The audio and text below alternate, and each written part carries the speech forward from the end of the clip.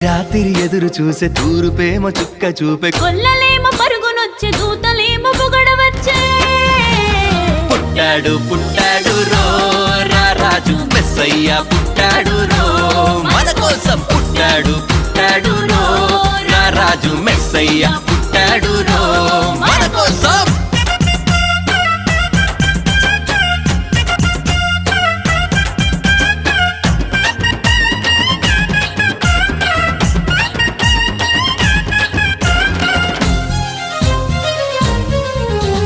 పశుల పాకలో